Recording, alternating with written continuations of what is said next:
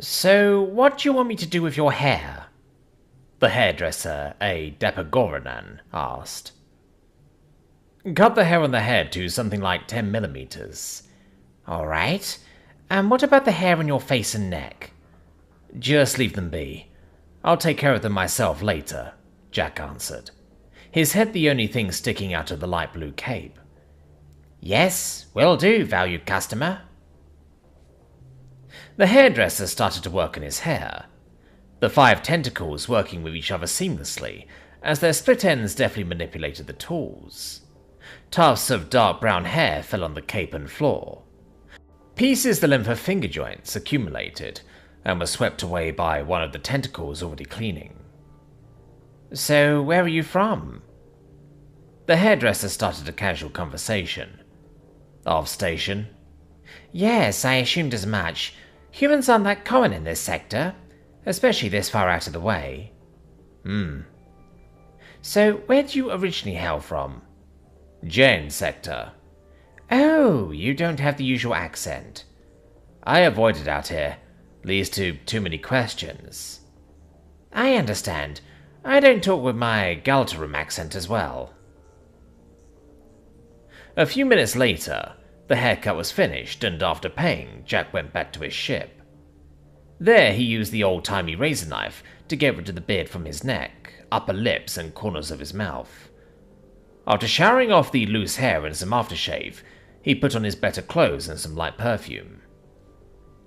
He went back into the station and went straight to the entertainment district.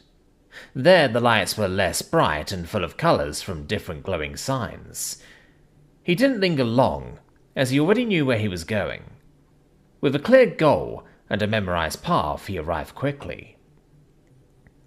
Before going in, he looked at his reflection in the glass facade and adjusted his button-up shirt and vest.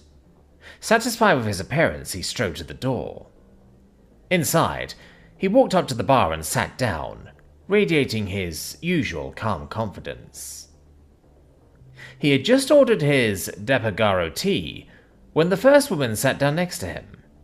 She was, well, he wasn't sure what she was exactly, but at least close to humans in physique, so he was glad.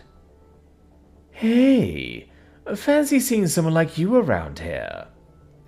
She cooed at him, blinking her one eye more than probably necessary. Hello, the pleasure is mine, but what do you mean someone like me? A human, of course, especially a lonesome one. You are alone, yes? I came here by myself, yes, but I am no longer alone, am I? He smiled at her. Oh, you are quite the bold one. I like it. A new voice spoke from his other side. As he turned to look at the newcomer, another humanoid woman had sat herself on the stool and posed to present her 3 overlapping cleavages to him. He smiled at her and said, You have to be somewhat bold to become a captain, my lady. Oh, do you want to become a captain?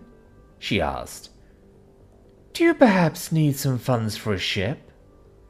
The one-eyed alien lady asked at his other side, trying not to lose his attention. Oh, no, thank you very much. At that moment, the barkeep put down his drink, so he used the opportunity for a dramatic pause and took a sip. I already am captain of my own ship. He finished his statement. The first woman who seemed bummed about her failed proposition now had a new flame burning in her eye. Really? Captain in your young age? The second woman inquired. Yes, really, but I am not that young anymore. I am well in my 30s. Are you? I thought humans that age looked more worn. She was astonished. I do have quite a few gene mods and wetware installed, so I will live much longer. So it's not really a surprise I look like I'm in my early 20s, he explained. Gene mods? Wouldn't these make you a noble? A third voice asked from behind him. Not really. Only purists don't have some kind of gene mods, especially since they give a plethora of hereditary advantages. Well, that's a shame, but you guys don't give much for nobles anyway. True, he agreed. turning around to see a woman with rainbow-like skin and a voluptuous four-armed body. "Care to join me and my friend at the table?" she asked, looking into his completely black eyes. "Sure, sounds fun." He agreed and stood up. "I will join you as well, if you don't disagree," the multi-chested woman said. "Of course, the more the merrier," the rainbow-skinned one agreed. "Then I will join you as well." The first woman stood up as well. They followed the rainbow-skinned woman to a table surrounded by a round sofa, where a thin and humanoid woman with an exoskeleton sat and waved at them. They arranged themselves so that Jack sat in the middle, 2 alien women at each side. Soon, intoxicating beverages flowed, and the women scuttled ever closer, exchanging verbal blows to try and gather most of his goodwill and interest. "So, how big is your ship exactly?" the exoskeletal woman asked at one point in the conversation. "Well, it's a cargo ship, so I think the best indicator should be that my grav drive is able to work at full speed and efficiency with up to 1 million tons," he bragged, in a slight intoxicated state. "Don't believe the humans whispering," a strongly intoxicated man from the sofa behind them slurred at them. "The humans put way too strong grav engines in everything, and that just because they invented that stuff. Huh. Couldn't even invent FTL on their own."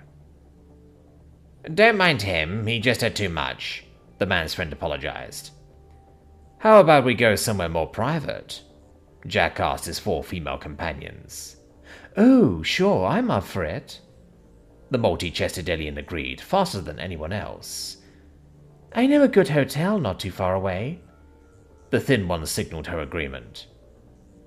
"I would like to know more of these gene mods, especially how well they are inherited," the rainbow-skinned woman purred. "I won't be missing this. Count me in," the one-eyed one agreed as well. "Sure thing, let's go. I'll pay," he said excitedly. This was a new record for him, double of his previous record. Although one part of him was scared, another part of him was excited. One more was excited, and the rest was comfortably drunk or something like that from alien drinks.